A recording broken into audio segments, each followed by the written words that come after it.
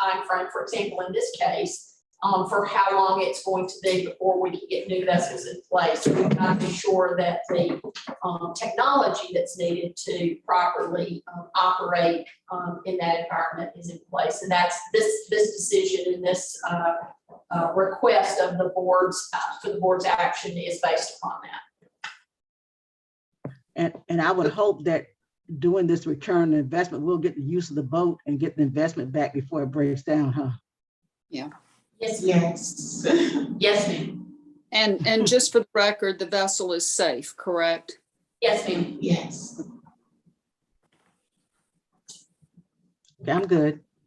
Okay. Right. The next item is requesting board approval to issue an RFP for occupational health services. The contractual agreement is coming to an end. And this is, of course, for our pre-employment screenings and recertification of doc physicals and other testing that's needed by the organization. And this is to release the RFP Yes, for, okay. So Yeah. we have, it's just being released at this time. yes, we're seeking authorization to go ahead and release it. Okay, because I wanted to see if, I know that once a RFP is put out, but I want to make sure that it's distributed to everyone that might be interested in providing those services. Yes, ma'am. Thank you. And the third is a request for approval to move forward with repairs to the ferry vessel Mary Musgrove. The estimated cost of the repairs is $58,785, $20,586 for parts, and $38,199 for labor. This repair is grant funded by 2021 grant, therefore funding is available, and the match will be funded by SPLOST.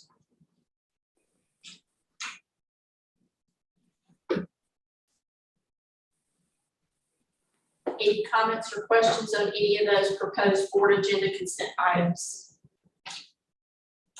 Very well, we will move forward on reports to committee. One additional comment Yes, for the board and the public. We will be bringing back to board meeting for approval an emergency repair for Susie King Taylor. That's another ferry vessel. We just don't have the quotes today, but I just wanted to alert the board that that action item will be coming forward during board meeting. as you can tell, this is consistent, directors, with some of the recent briefings you've had around the condition of our ferries and our marine services and we are certainly excited, and we're going to talk a little bit more about some of our grant success a little later in the committee. But this is why we are so excited and eager to move forward with the bid on the 2 new ferries that are already funded, and look forward to advancing the others as well, so that we can really restore the capacity and service reliability of our fleet.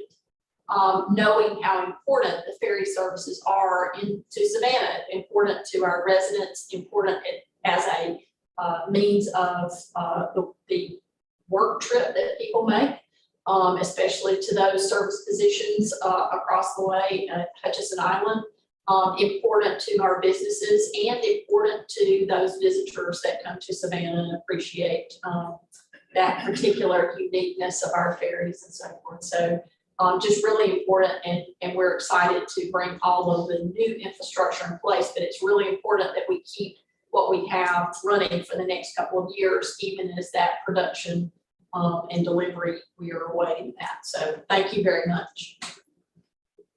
With that, Ms. Cover, I'll turn it over to you to walk us through the FTA regulatory review and the other matters under reports to committee. Okay. And would you I'm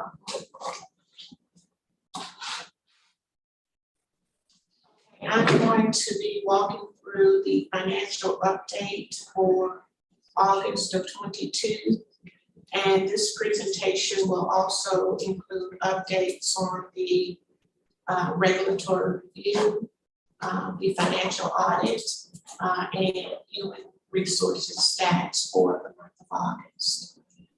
For the month of August, expenses did exceed revenues in the amount of $228,681.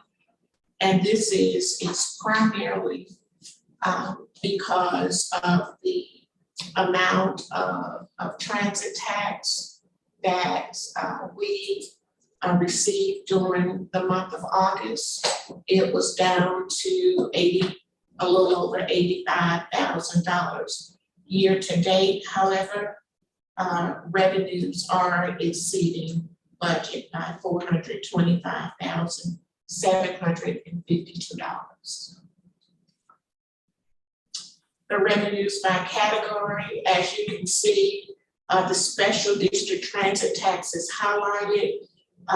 For the month of August, the receipts was 6.6% of the budget, and typically that number is a little higher. All other revenues are pretty much coming in a little above budget, so we are doing fairly well. With the transit tax, there are certain months where we anticipate it to be low, but during the year, that amount is recovered.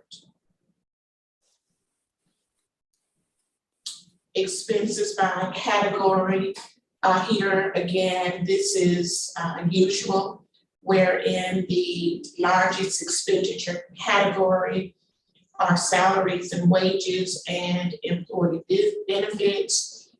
Everything else is coming up under budget when we do an actual to budget comparison. This chart is reflective of the actual cash receipts. I spoke briefly about the special district transit tax, came in at $85,407 for the month of August. Paratransit $493,874, and our FTA grant assistance $263,914.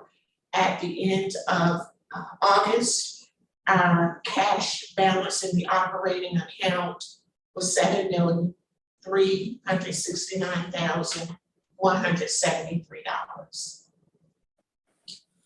Are we still looking at possibly doing some investments with this additional cash if we hang on to enough of it? Yes, Director Stone, we are. We are awaiting the $5,307 to come in prior to moving money to an investment account. Okay, because on another board that I serve on, we had to we actually sent out an RFP for investment companies. And I think we're pretty happy with what we ended up with. And so I'll be happy to work with you on that in any way that I can. But obviously money just sitting in the bank is not there, whether we invested in CDs or some type of conservative growth, it's better than we can get for the money just sitting there. Well, the reasoning is because we have some substantial costs right that are coming up within the next 30, 60 days. Okay. And that operating money from the federal government, we would just have to pull it right back out to meet our obligations. So, okay. So we're not quite there yet. We're not quite there yet. We anticipate the 5307 money coming in sometime this month. Mm-hmm. And as soon as that gets in, then an action item will come before the board with the recommendation as to how, where that money will be invested. Okay, Yes. thank you. You're welcome.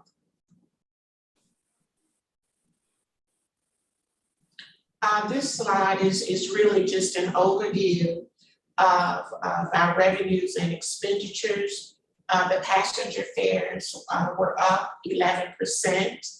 The agency revenue, and that includes Dodge Shuttle, paratransit covered by the county, that's up 17%.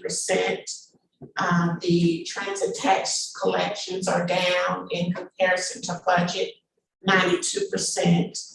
Our grant revenue under budget by 3%. In terms of expenditures, all of our expenditure categories are under budget, except in a few instances, materials and supplies are a little over budget. It was good to know that the fuel is now under budget, so I think we're going to be good with that. We anticipated higher fuel costs, but that's coming and is right now projected under budget. Utilities are also coming in under budget year to date. Do you think the fuel cost has anything to do with the running of the electric buses? Well, I'm sure that has some impact, but the price of fuel has gone down.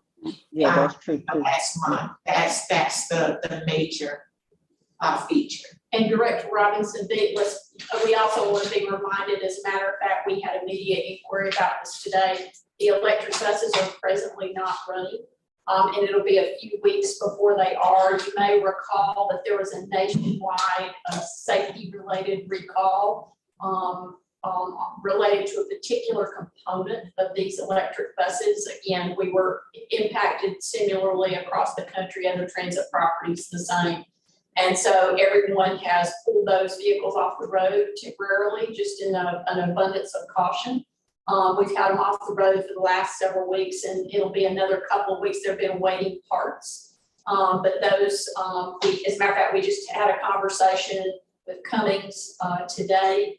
And I believe Mr. Flanders advised that we would have 2 of those buses complete this week, and then the others coming up in very short order. So we expect to have all the electric buses out and back on the road in the next few weeks, and we'll advise you accordingly. But just remember that they're not on the road right now. Okay, this next graph is really projecting the month-end cash projections. And I think this is an opportune time to talk about why we need to leave money where it is in the operating over the next couple of months. We still have not realized the impact of union negotiations. With that, salaries are most likely going up, the cost of benefits going up, and other costs, tool allowances, so on and so forth, that's attached to union negotiations. Makes sense. Yeah, that makes sense.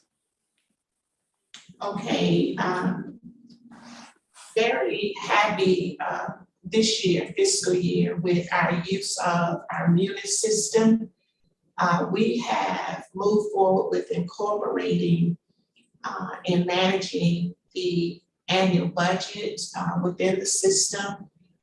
We are also moving towards utilizing position control, and that's the module that actually monitors the movement of people coming into, employees entering the organization, employees exiting the organization, and any movement, promotions, demotions, anything related to employee movement throughout the organization. In addition, there were budgetary controls disallowing overspending. Once a line item is exhausted, there has to be a request for a release of spending to justify the overage. So the internal controls that have been incorporated in the system, they are really good. Matter of fact, during the FMO review, one thing that saved us is that we had already begun to incorporate these controls so that just anybody could not view or have access to payroll, budget, or the procurement module. So we are effectively using Munis, and we plan to continue to maximize our use of the system. Ms. Cutter, that's exciting news. For too long we've had it and not used it effectively. This is just great news. Mm-hmm. Thank you, Dr. Robinson, Dr. Director. Okay, what's on our agenda? The full scope management review. We have gotten the draft report. It covered the period July 1, 2019 through June 30, 2021. Some of the concerns that were addressed was the percentage of the drawdown on the electric bus grant. There were 3 grants, 2 grants involved with the procurement of the 6 buses and the associated equipment, and of course the local match. We will respond to that through working with Region 4 as to the final outcome of that. One of the other concerns were policy updates. The CEO has already made assignments that are due by the end of December regarding policy updates. So these updates will be coming before the board. There were a concern with a procurement issue and project management. The fiscal year 23 budget includes funding for a compliance division and 2 senior planner project management positions. All of these are in response to the issue. So we can pretty much begin to put in place what we needed to address the concerns prior to the report coming back. Our response is due to the FTA by September 25th. I'm currently working on that response. The financial audit is in progress. We should be getting the results of that audit within the next few weeks. Union negotiations are still unsettled, and we will be moving forward with coming back together and hopefully moving towards resolution. The RFP for on-call services, engineering, planning, that's out, and project management, that also addresses the FMO review concerns. And we have the invitation for bid for ferry boat construction that closes on October 31st, 2022. Vacancies by departments, fixed route, 24 full-time operators, 7 part-time. Paratransit, 18. Maintenance, 7. Finance, 5. This includes 2 new positions to manage compliance and 1 position for grants administration. Planning, infrastructure development, 2. Executive 2, and procurement 1 for a total of 64. One thing we want to be sure and mention as we talk about the vacancies, and we're going to talk about this in a little bit also as a related strategy to how we are proposing to balance our current service delivery issues. But I wanted to remind the board that we currently have in place, and Ms. Cutter may wish to comment on this as well, a really remarkable opportunity with the State Department of Labor and what they call their customized business services recruitment program. It is not a program that we're just very fortunate that we were extended the opportunity to participate in it. And we are working with them now with a priority around recruitment of bus operators. In the letter of agreement that we have with them, as you know, this was extended to us at no additional cost. It's a benefit from the state of Georgia's Department of Labor. And they are doing everything from posting job openings and posting them in venues and avenues that we don't necessarily have access to, but they do, to hosting virtual events, screening applicants, reviewing position descriptions and resumes, all of it's really a soup to nuts recruitment service. In exchange for that, all we agreed to do is to make sure that we keep our information up to date and to be sure that we don't use competitive recruitment services to them. They in fact are acting as a professional recruitment service for us. It's a remarkable opportunity, and we've already achieved so much value from it, but they really are just now starting to move into full swing on the vacancy recruitment piece. And I think Ms. Cutter mentioned to me that just last week, we received 15 applications for various positions. I think that's a hallmark, a watershed week for us in terms of just seeing that kind of activity. Ms. Cutter, did you want to comment further on that? The exposure that we've gained by being in partnership with DOL is immeasurable, presenting significant cost savings, wherein we don't have to spend money on other recruitment activities, just working very well with us and prioritizing, as CEO DeMassimo said, the urgency of getting drivers in, and we are seeing applications come in. So it's been a very effective relationship.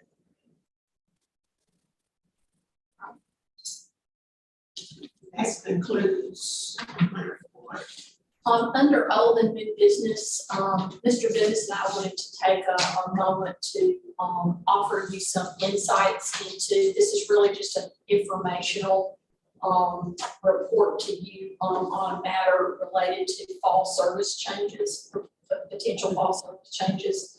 One of the things that was noted in our last meeting on service delivery was the remarkable number of missed trips that we have across our service right now. We are seeing a time where it's sort of a perfect storm, if you will, of the growth in the ride-hail industry, Uber, Lyft, and how that impacted those who may have traditionally been interested in operator positions, the growth in that industry.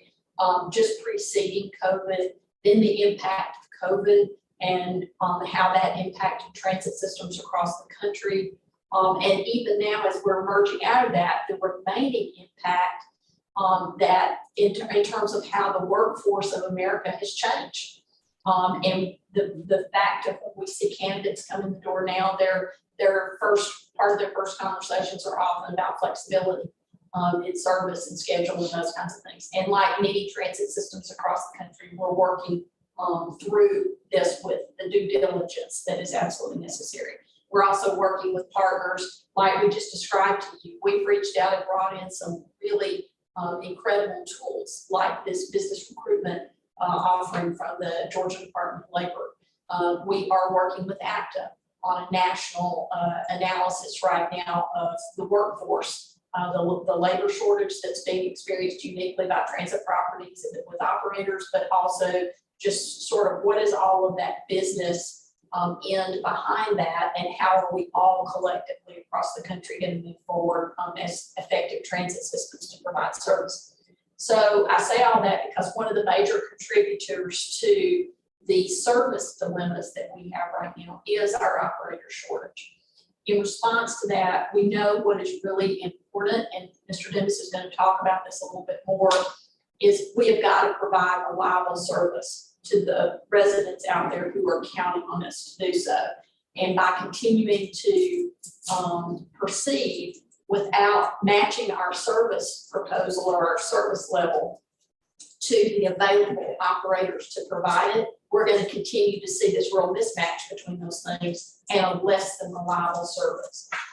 So what we're going to propose, the FTA regulations, you know, we have our own transit service guidelines as well, but the FTA service regulations provide, and this is partially coming off of COVID, but it's something that is in place, a temporary service modification. So this is not a forever thing.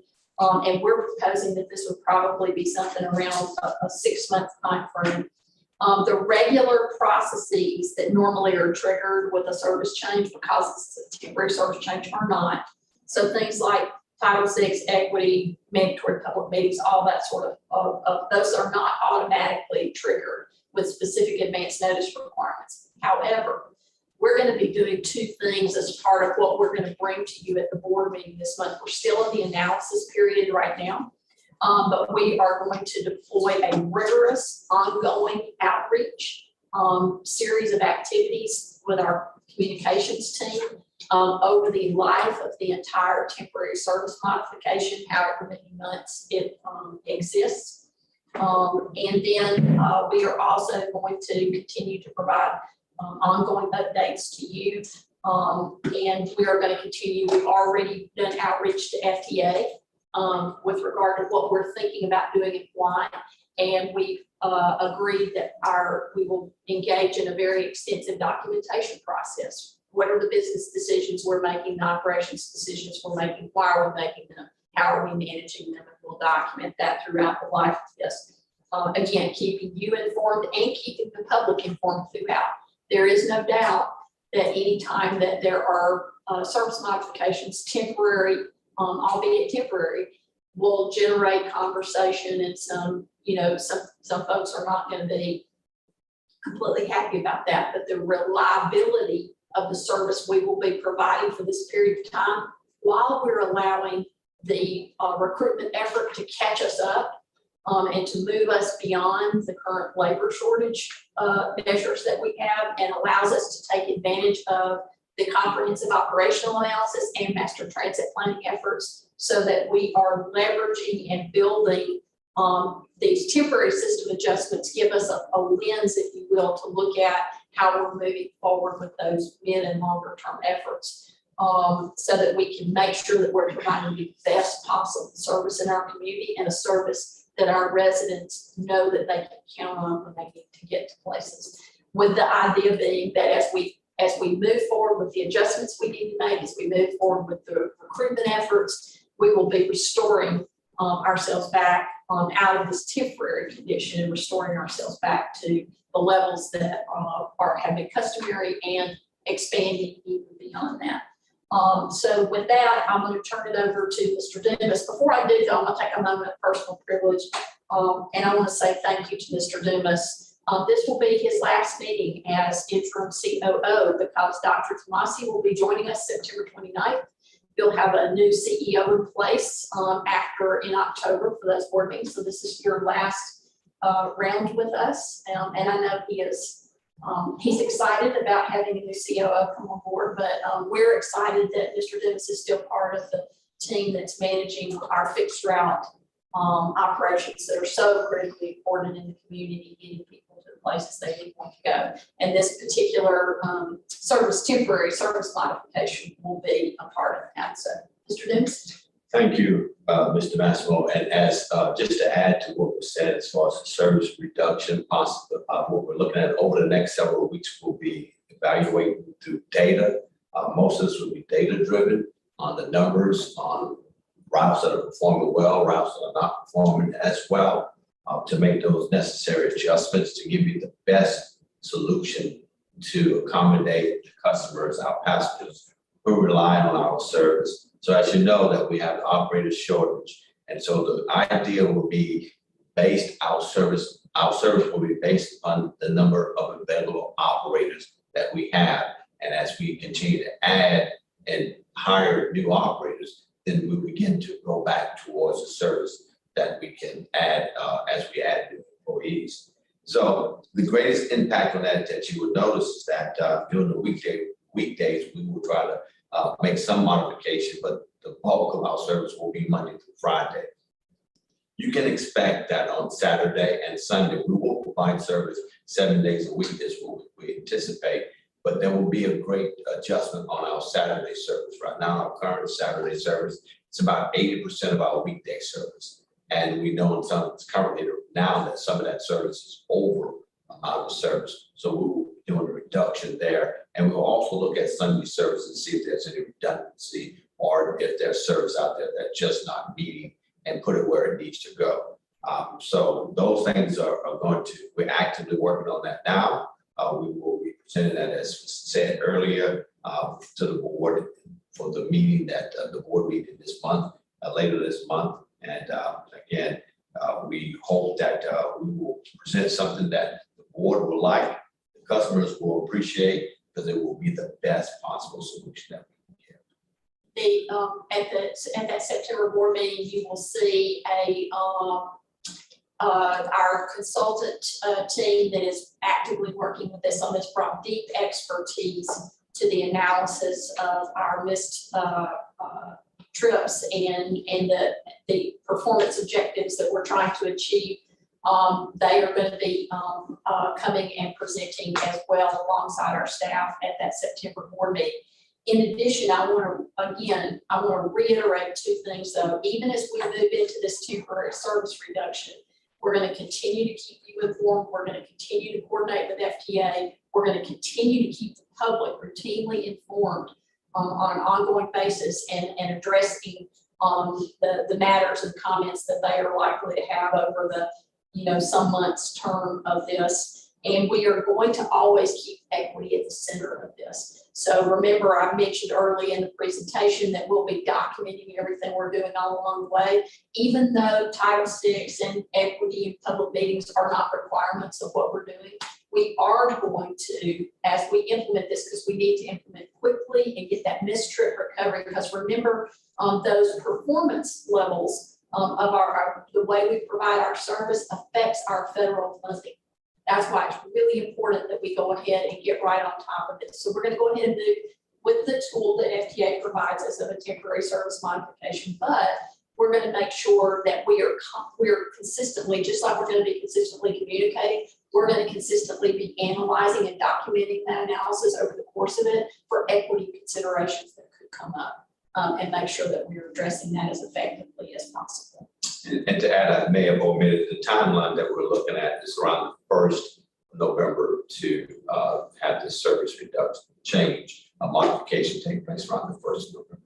And then we expect, again, temporary, it would last for approximately 6 months. Again, it'll largely be hinged to the effectiveness of the recruiting for those operators. The more operators we can get in here, we can get our service levels back up and show a high performance level, not all those missed trips. Again, that's the kind of thing that we want to continue to support the federal funding that is advanced to us because of what our performance levels are, how many people are we carrying. So thank you all very much. We just wanted to take a moment and present that to you.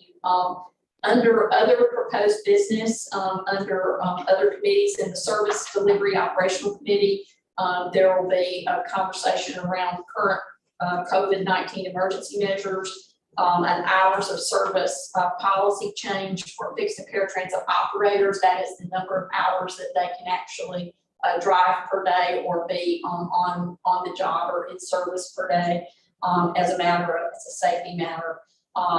And Operation Command Center bus conversion, very exciting to take one of our buses that will be retired, but convert it to an extended useful life for us as a mobile command center that can be utilized in an incident of any kind, whether that be weather related or some other sort of event that requires us, especially effective with pairing with other public safety entities in the area. And then I want to take another moment. We're going to show you one other slide. This was in last Friday's snapshot. But I want to take a moment to celebrate this, and I hope that, I know that as a board, you were as proud as we are. We wanted to acknowledge, if you can scroll up to the top, we wanted to acknowledge CAT's success in discretionary competitive grants and earmarks. You will note that there are several there that were accomplished during previous administrations. And we are grateful to all of the efforts that have been going on. We are particularly focused on some of those, the older ones that you see there, on making sure that we get those successfully delivered. Great implementation on budget, on time, and so forth is essential to continuing to be competitive in these kinds of discretionary fund spaces. But we wanted to acknowledge that there are previous administration's efforts that are a part of this overall snapshot of success. But we go down to the Paratransit Maintenance Facility Award. So these are the awards that have occurred since January during the current administration, during our administration, and we are very excited to say that since January, we've brought in over $12 million in new funding for whether that's the Paratransit Maintenance Facility, additional ferry funding, the transit signal prioritization, which is a 100% funding project that GDOT is currently working on deploying that will benefit us and the city of Savannah. The Low-No FTA grant, which some of you were able to come and participate in the press conference that we recently had around that award, and then ferry partnerships with partners both local and at the state level to help us continue to advance the investment in our aging fleet that we've mentioned a little earlier in the presentation today. But very excited about that $12 million number, as well as the grants that have been awarded under previous administrations. Again, we're focused very much on making sure that those get delivered successfully now. So, and then the next item is under the Executive Governance Committee. There will be a discussion about a reduced fare day for the 35th anniversary this year, our birthday. And with that, Director Stone, I will turn it back over to you for any questions or comments and for adjournment. Okay, are there any questions or comments before we get ready to adjourn?